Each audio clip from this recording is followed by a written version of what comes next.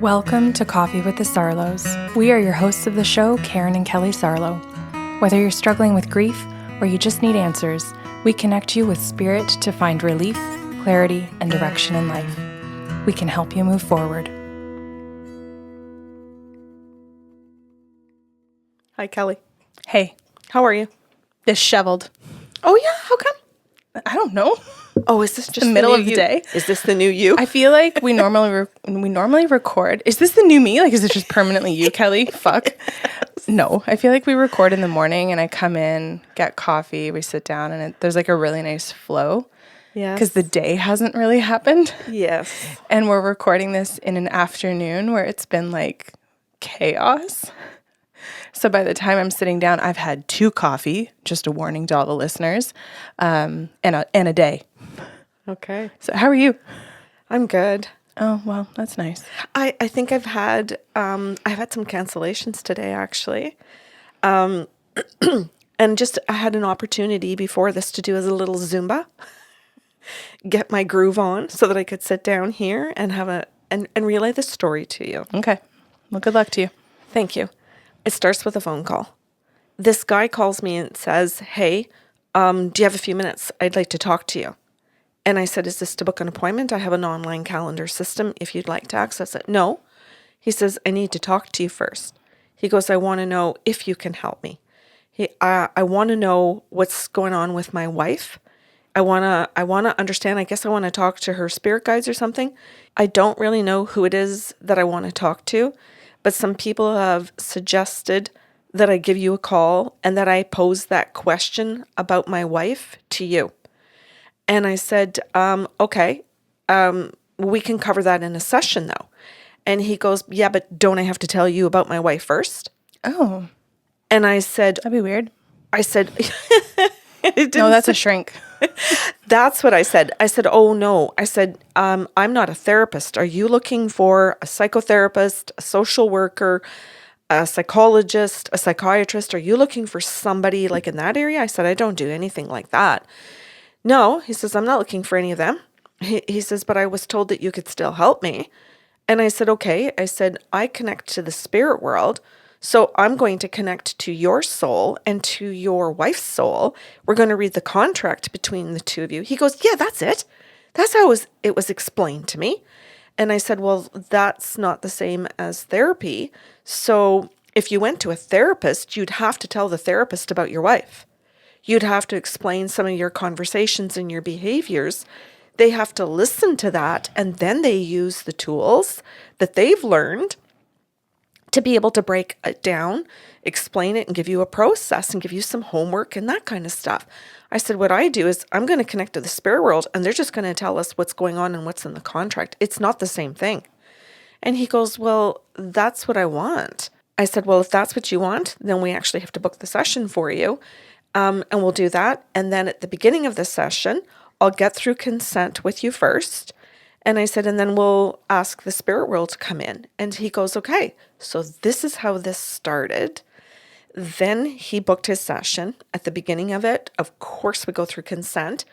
And now his made up name, because we're at that point in the story to, keep his identity private, I'm going to name him Stone. Okay. So I went online, just in case anybody goes, "Say what?" Karen looked over to the left and decided whatever she saw was going to be the name today. I'm teasing. Well, kind of. Pretty much. No, I'm going to say you're pretty much right, spot on. And his wife's name is Vase. Oh, that's funny. Oh, that is so funny. I didn't even think of this. God Lord, I'm thick sometimes.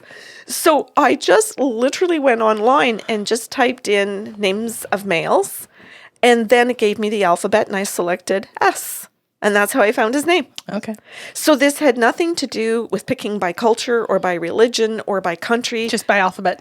Just by alphabet, in case anybody was wondering how simple Karen is. Now you totally understand why I sat down here calmer than you. Totally. I'm like politically correct, and you're just like alphabet. Yes, I just went to the alphabet. Nobody can accuse me of anything here. I accused you of being simple. Okay. Okay, me be guilty of that. Go on. Okay, so now at the beginning of the session, Stone reminds me and says, hey, I'm the person that called you. I want to know what's going on with my wife. And I replied instantly, not a problem at all, Stone. I'm just going to look over here to my left because I always look to my left. But if anybody's listening to this, the reason I look to my left it has nothing to do with psychology, left, right, lie, telling the truth, all that kind of stuff. I look to my left because that's the open windows to my backyard, which is all of nature. And I get to see trees and snow and weather. And that's where the spirit world comes alive because it's just this blank canvas for me because I'm looking at it constantly. So it's easy to tune out some of these things because I look at it all the time. So I said, I'm going to look over here. And I said, I'm just going to download, I call it downloading the file. And then I'm going to tell you everything I get. And he goes, and you're getting this from whom again? And I said, your spirit guides, her spirit guides, and your records. And I said, so we're going to access the records, the contract, to actually figure out what's going on here. And I said, it's important to tell you that, Stone, because some clients, when they hear certain messages they don't like, that hit a little bit of a trigger for them, like to blame it on me. And I said, or they like to blame it on the therapist, or they want to blame it on somebody else. They don't want to take responsibility. And I said, so the whole point here is that it's got nothing to do with me. I don't know you. I don't know her. Don't even know what country you are currently in, because clients are all over the world. So this is just a direct connection to your guides and hers and those records. And that's where this comes from. And he goes, okay, got that. And the guides say to me, oh, you're going to have to remind him of that. Oh, he's about to be pissed off then. Yes. Oh, you're going to have to tell him this again. And make sure he's recording. He's not recording. So I stopped the session and said, hey, the guides are saying that you should be recording this so that you can go back and make sure that language is right and that you're understanding things correctly. And he goes, oh, I don't need to do that. And I said, no, the guides insist that you do. And he went, they insist I do? And I said, yes, they insist that you do. And I said, we're going to find out why. But I said, guaranteed it'll come up in the session as to why at some point. Let's do it. Oh, no, you're not going to ruin my whole show. Go ahead. I'm just joking. Okay. Because I think that the people listening sometimes are like, ruin it, Kelly, ruin it. Ruin it. Go for it, Kelly, give her. 2 people don't record the session. I think we've been over this before. And they have one thing in common. You are either the people pleaser, who is just like so pleasing, you're going to play it off like you don't want to disrupt the flow of the session. Just go ahead. I'll make notes later. Or you are someone who has zero intention of being controlled by what is said. So you don't want a record of what is going to be said. Now, the commonality between the two, the bully and the people pleaser, is that both of them want control. They don't want to be held responsible for the messages that are coming through in the session. They don't want to be held accountable to anyone being able to listen to and or read the records of what happened in the session because they want to be getting away with their behavior, people pleasing or bullying. And sometimes those two are the same thing. So that's a wrap. I do value efficiency. I say it, and I hope anybody that's listening or watching it on YouTube just saw your smug face. Those pursed lips, the crinkle in your eyes, the flick of your hair. For anybody that's just listening to it. It's like, Kelly's rude. You know what? I think it's really cool. I do what you do. You know that. Hopefully the listeners know that. And as much as I hope people do get a laugh out of this, I also hope that it instills a lot of confidence in you that if you're listening to this and going, okay, Karen's an excellent channeler, obviously, and Kelly can summarize this entire point within 5 minutes, and they've already joked around quite a bit. She's a great life coach. Because like, here it is, served up on a very simplified platter. You don't need to spend decades in therapy talking yourself in circles. And I am an advocate for therapy, as are you. Yes. Like, hopefully that speaks to the authority and the expertise that both of us have in both of these fields. Back to your story. And it just makes Back to your irrelevant story. Just teasing. Right. Okay. Let's see if I can do a good job of it now. You will. Okay. So at the beginning of the session, the guides say to me, we're going to say things to you like Stone really believes that he's a good listener, and that and he thinks that because he approaches everything that his wife says like, I'm going to fix it all. So he thinks he's a good listener because I'm fixing. Okay, can we break this down? Yeah. I think this, as much as we're, laughing and kind of poking a little bit of fun, there's so much compassion and so much understanding with what Stone is going through and why he thinks the way he thinks, feels the way he feels, and behaves the way he behaves. So many people do sit in Stone's position and think, I am a great listener, because they are attentively listening for the problem in order to fix it, right? But there are so many other reasons that we listen. One, just simply to understand. Right? Another, simply to be able to empathize. Another, simply to be able to validate another person's experience. And none of those three examples are to fix a problem. Nothing about doing something about a situation, right? So, like, I get that we can be great listeners when the intention is to solve, or when what's being asked of us is to solve something. Then yeah, maybe he is an excellent listener and he attunes to all the details that are necessary in order to solve an issue.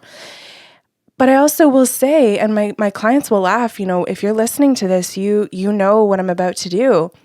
We can listen to solve a problem and still need to do other things in the process with listening. So I will say we're going to have two different conversations in here.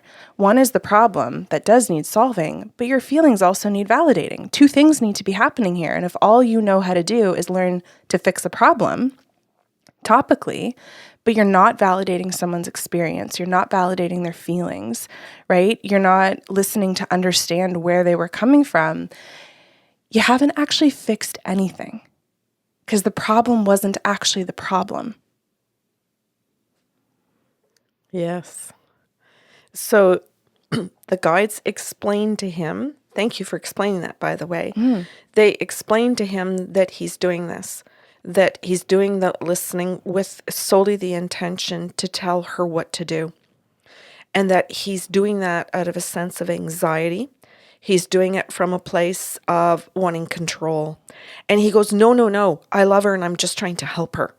And I said, no, underneath that love is your own anxiety.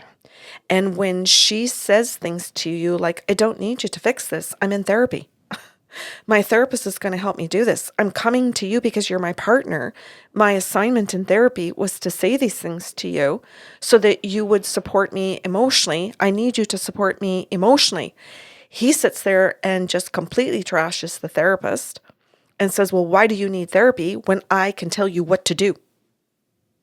Why do you need to go and talk to somebody else when I'm right here listening to you, answering the questions, giving you the solutions, telling you the steps to take, and holding you accountable to taking those steps?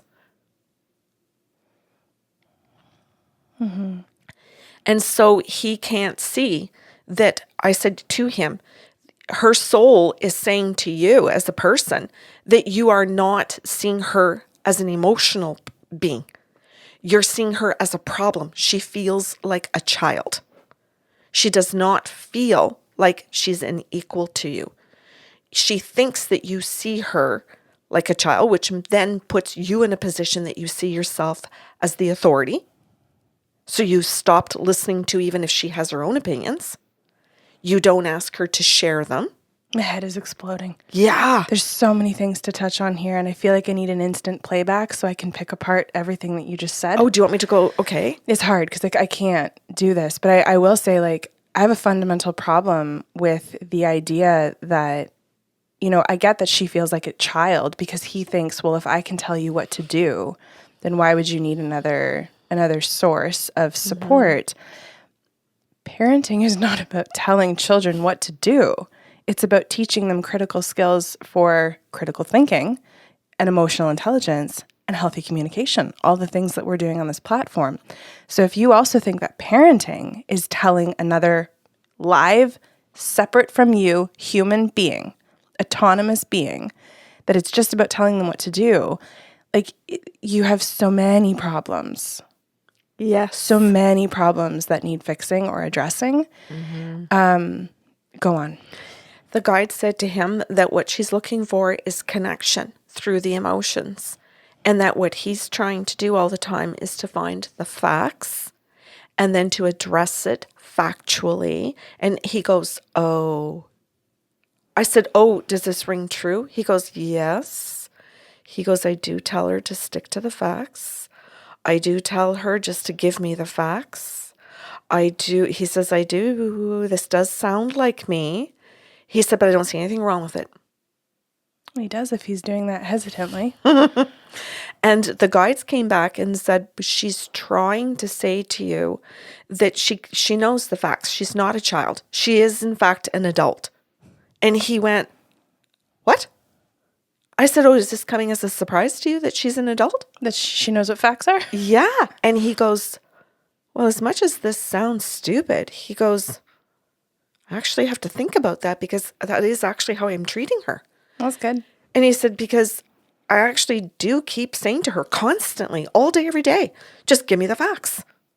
He goes, it's one of the things that, he says, I say them at work. And I said, yes. I said, and that's actually another area that the guides want to talk to you about, because you're not getting anywhere in your work environment. And actually you're getting written up at work about your behavior, about your lack of listening skills, your lack of communication.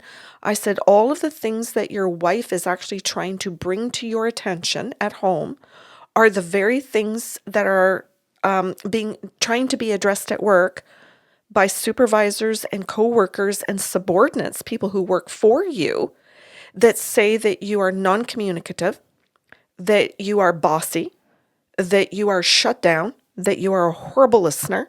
And he goes, that sounds like you've read my last performance review. I'm sorry, I'm laughing because you're reading his literal Akashic records. And he's like, oh, it's my performance review at work. Isn't that was the one that mattered the most. Yeah, never mind what's written in your records for your soul, for your whole life, that you're going to have to deal with when you die, by the way. But let's focus on just what's being said at work to you. So he says to me, well, this is really interesting. So did you actually remote view my records, or did you look at the ones at work, the performance review, or are you talking to the spirit guides? Same, idiot. And I said to him, I mean that with love. I'm sorry. I'm in a caffeine mood. I said to him, they're the same thing. And what does it matter which ones I was reading? I said, does it matter to you that I have the ability to remote view? And I said, and this is actually called a distraction. Mm-hmm. This is a form of verbal abuse because you're trying, and he diversion. Diversion, pardon me. I said, this is a diversion. It's a form of verbal abuse. And I'm just going to stop the session right now because I'm not going to tolerate being verbally abused by you or anyone. And I said, so we're just going to take a time out. You're going to take a breath. And you're going to... Yes. And I said, and you're going to come back and speak to me with respect. I said, or this session is over. And he just sat there like, oh my God, Kelly, all the expressions on his face was like, so do I hang up on this lady? Do I give her shit? Is she hanging up on me? You can just see like all kinds of emotions going over him. And he does not apologize. He just simply sits there in silence. And then he says, what else do the spirit guides want to tell me? Because it's like, well, I'll just go to like neutral because I don't know what to do. Which is fair. He's in overwhelm. Yes. We've already heard his pattern is to shut down. So this would actually be a tame version of his pattern. That's right. He's figured out how to be appropriate. Yes. And I want people to hear, like, you can be in an unhealthy pattern and present appropriately.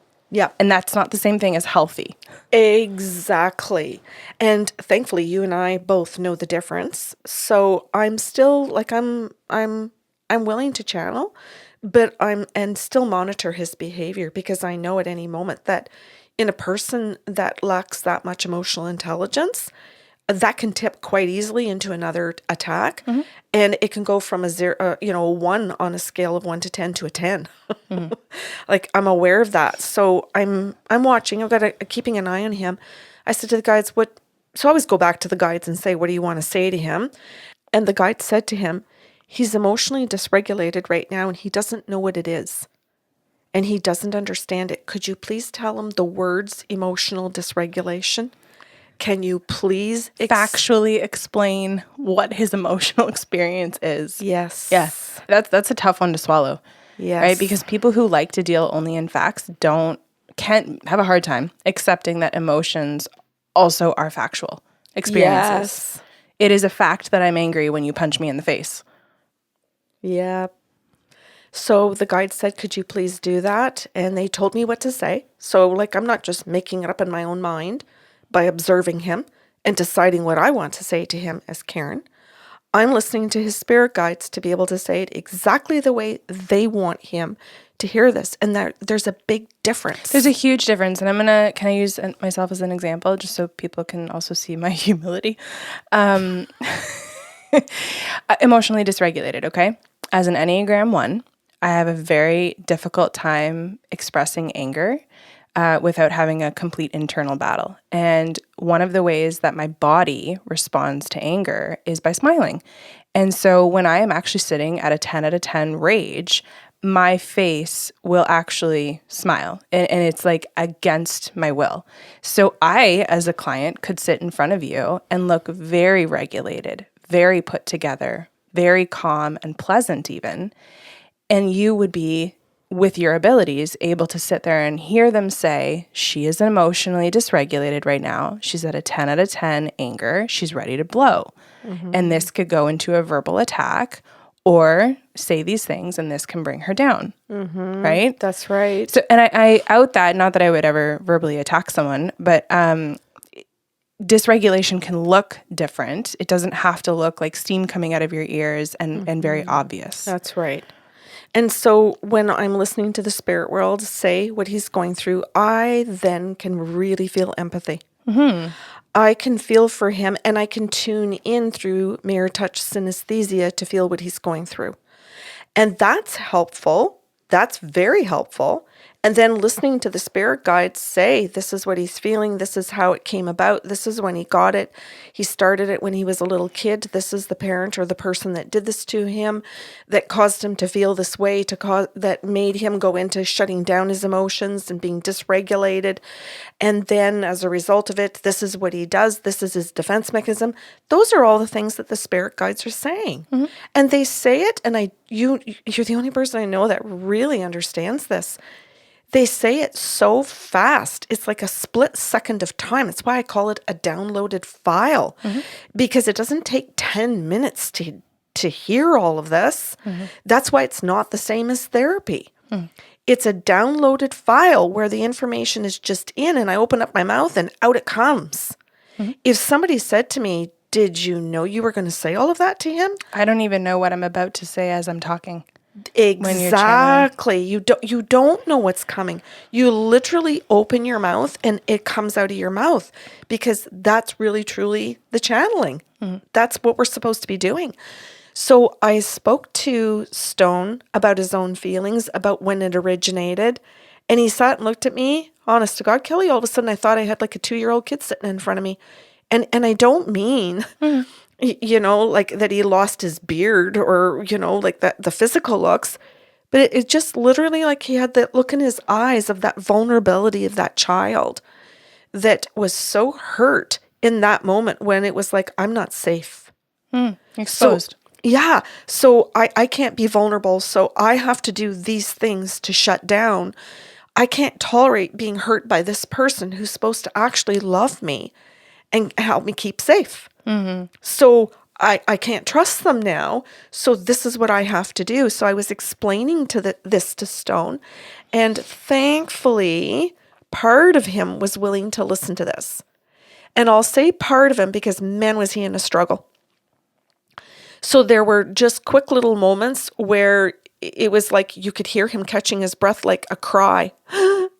Like you could literally hear him sucking his breath like he was going to bawl. And I thought he was going to burst out into tears. Mm-hmm. But then his head kind of comes up in a split second where he's fully in control.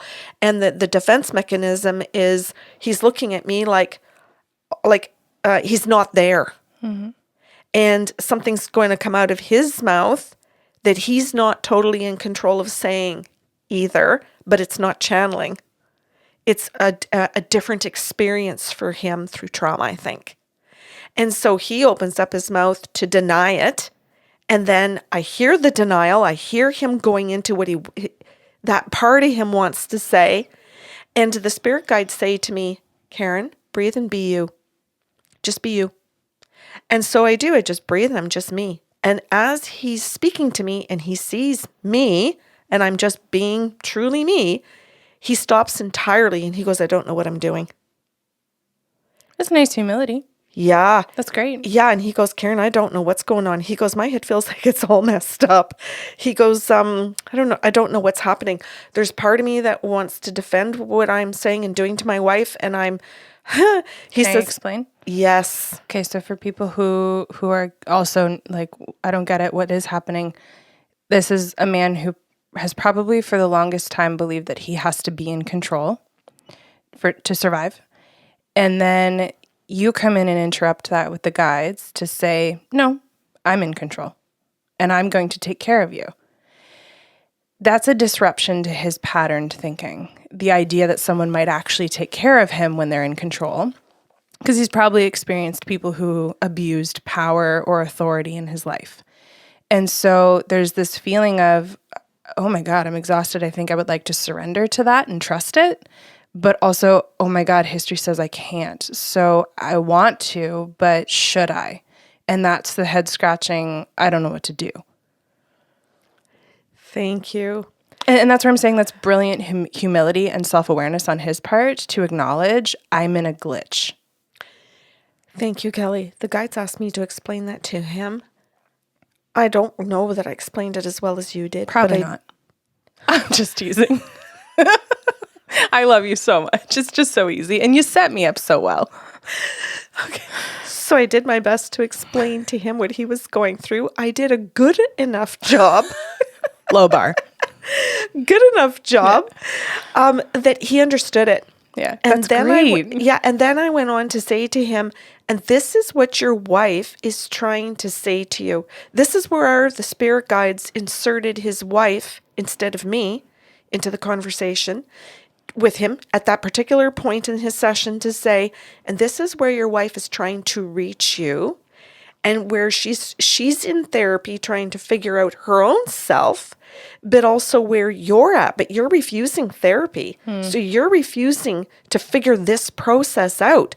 And she's trying to approach you to create this opening in connection, in conversation, in energy, in all of these beautiful things because she loves you. And he goes, oh my God. And I'm a freaking brick wall. Yeah. And the scariest thing about therapy for most people, especially in partnerships, is that you're going to be left behind if you're not in therapy, right? You may, like Stone, be the person actively protesting it, but the fear of being left behind by the person who is learning and growing and now outgrowing you drives up your need for control, which drives up your behavior patterns of verbal abuse at the very least. And that's not to discount how terrible verbal abuse is.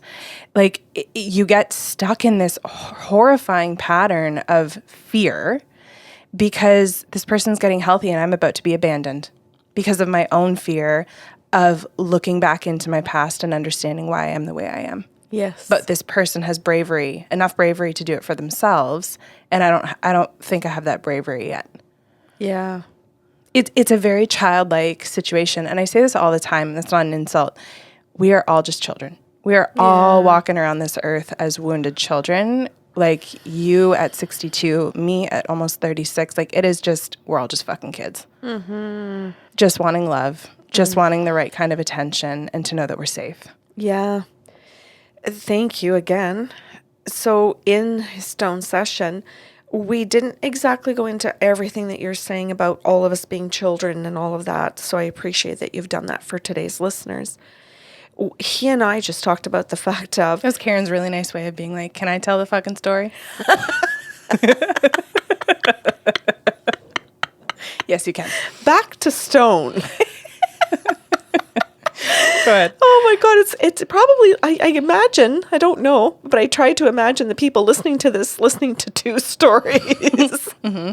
Kelly's version and Karen's version. We'll make you vote. Maybe some people will be like, Kelly, we only like you on 1 cup of coffee. And some of you might be like, you know what, we appreciate 2 cup coffee. Or 2 cup Kelly. Okay, so because this brings us near the end of his session. This was a 90-minute booking. Oh my goodness. Okay. Yeah. Okay, so that gives people, anyone who has been to see Karen and knows how fast the messages come out, this gives you an idea of how much there was to work through in terms of resistance. Yes. Given that this was all that you covered. Yes. And I want to say about Stone's session that there were more examples to give, that there were more work examples that I'm not doing in this podcast, where Stone went into defensiveness of his own people-pleasing, his own bullying. Same. Right. Yes. And where at work, at home, and with friends, and where in all 3 areas of his life, people have been confronting him about his stonewalling them, his behavior, and where he defends himself by saying, but I do this, but I do that, but I'm kind, but I care about people. I'm just trying to fix things. I can't win here. And giving that all... Victim. Yes. And so the guides had to talk to him about the victim stance. Mm-hmm. And he sat there and he really struggled with that because he was raised in this, this life and in this system of, if I'm victim, then I'm getting my way.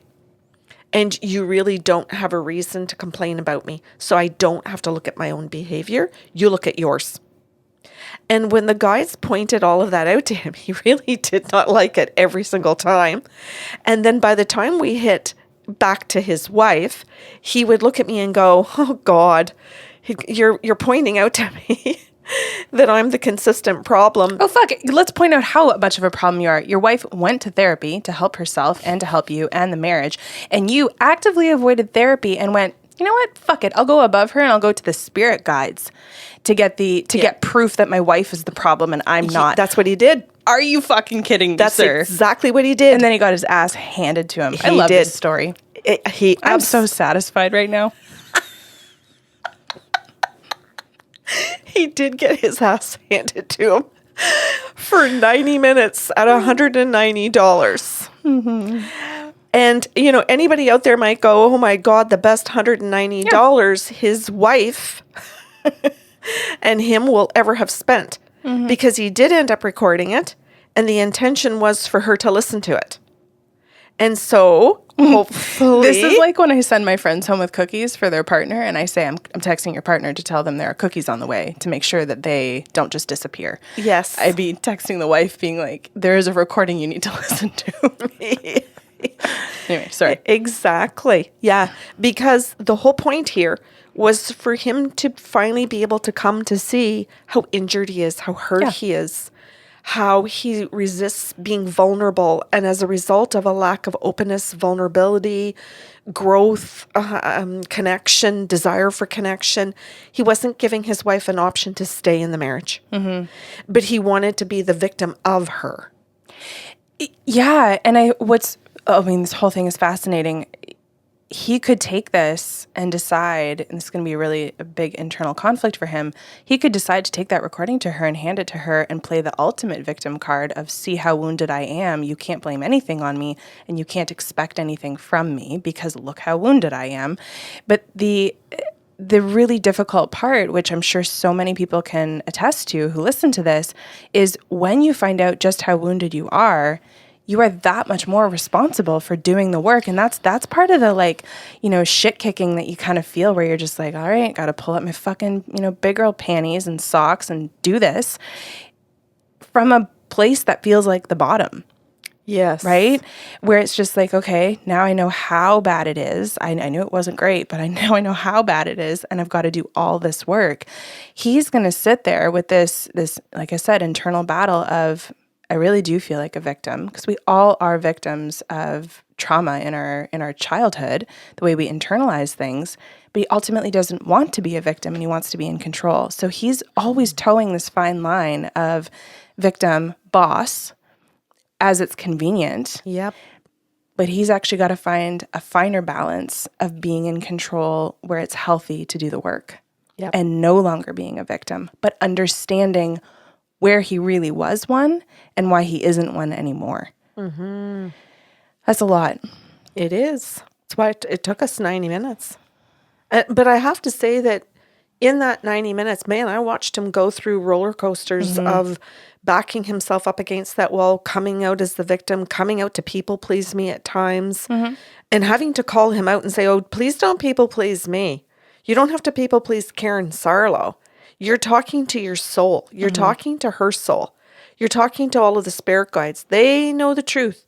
You don't even bother people pleasing because it doesn't work here. And then he could see sometimes where he would sit there and go, well, then what the hell do I do if I don't do that? And then he would go into one of his defense mechanisms. He would go into then wanting to attack. And you could literally see this really distraught grown adult man / child that was hurt very young colliding. Yeah. And you know what? Like I'm going to speak compassionately to listeners here. So many of you are still on that spectrum. You might be sitting here going, yep, I get what they're saying. Yep. Oh, he's got a lot of work to do. Yeah, he does. But so many of you are also stuck on the spectrum of people pleasing till it hurts so badly that you blow up and get to verbal abuse, and you don't know, you have not yet become aware of the world of options in between those two extremes, which is where health lives. You just skip the whole middle ground and swing from end to end or extreme to extreme. Yes. Yeah. And it's about doing the work is about figuring out that you have more options than people pleasing or abusing. Oh, that's where our conversation ended, actually. I said to him, Shocking. I said to him, hey, would you like some resources? And he went, for what? Oh, God. And I said, for the people pleasing. And I said, Beverly Angel, the nice girl syndrome. But, it's written for men. It's written for everybody. She does explain at the beginning of the book that she had to pick a gender. She had to pick something. And the majority of the studies were done on women. Correct. I did explain that to him, and I said it is in the beginning of the book. And I said, but the book is applicable to everyone. Everyone. And I said, and everyone at every stage of people pleasing. She touches on everything and all of the core beliefs, all of it. So at the end of the session, he did take the list of resources. Cool. And the guide said to him, you can take the resources, but if you don't go to therapy, she will leave. Because you can't just read the book based on how you've been living your life so far and think that you can hold yourself accountable to your own defense mechanisms. You're not going to be able to. You don't have the ability to self-reflect. You're not there. So they flat out told him, here's what's going to happen. And these are going to be the reasons why. And this is why she's going to do the leaving. Not because she doesn't care about you or didn't try or didn't love you. She's still standing in front of you trying. But at some point, her and her therapist are going to come to that place where she's going to look at that choice of, do I want to spend my life with somebody who will never do the trying? Or do I look at the other 8 billion people on the planet and think I could find one that will? And then will actually really partner me instead of just trying to fix me or ignore me or control me. She'll be looking for love instead of control. And he just sat there and looked at me and went, okay, so I don't have a lot of options. And I said, oh, you do. Tons. That was the whole fucking point. Yep. I said, you absolutely do. And you can't go with a victim stance to a therapist. I said, they will call you out on this. Not all of them. Oh, well, I think I did say that. Good ones will. You are correct, but I do think I did say like something about like that a therapist should, that's their job, is to call you out on that behavior. So at the end of the session, he says to me, okay, he says, so what we've got going here today is that I'm starting to understand myself a little bit better, and that I'm starting to see that I have to look at myself and not just my wife. He says, because I've been putting all the focus on her and that this is all her problems and which she's doing in therapy, and I've been waiting for her to fix herself. And he goes, okay. He goes, so what I'm learning here is that it's not all that I have a problem. My wife has the problem. I do. He goes, so thank you for the clarity in that. And he goes, and you're going to get me send me that resource in email afterwards. And he says, and I've got it on recording. And then he says to me, hey, don't send me the email. It's in the recording. It's my responsibility to go back and get it. And I went, that's great. And he says, you've given me some direction, because he says, you've given me some choices. And now I realize that I actually have to sit down and figure out, am I getting a book? Am I listening to a YouTube? How do I want to learn? Am I willing to go to therapy? He says, because if I'm not willing to listen to the therapist, what I've learned here today is that I'm going to waste a lot of money. And he says, and in the process, my wife is going to figure out that I'm faking it. Oh my God, that just pissed me off. And that his focus was, I'm going to waste a lot of money, not Yes. I'm going to waste a woman's time. Yes. Do you know that Mariah Carey sued her ex-wife for wasting her time, and she won? What? She won millions. Who? Mariah Carey. She sued her ex-husband for wasting her time. I love this. Oh my God. Anyway, yeah, he will waste money, but let's be, bigger picture. He will waste someone's time. Right. And you know what, Kelly? I hope for the people that have stayed to listen to this to the very end, I hope that they really heard that. If they are the wife in this situation, or if they are the partner and just are looking at it in terms of wasting the money and not considering their partner's time, which means their life. Yep. Yeah, that's great. So anyway, at the end of it, he had some direction as to where he was going and started to see more choice. Beautiful. You crushed it. Thank you. So did you. Yeah, I know. Thank you for listening to Coffee with the Sarlos. If you enjoyed the show today, please be sure to subscribe on your podcast platform and leave a review. New shows will air every other Saturday.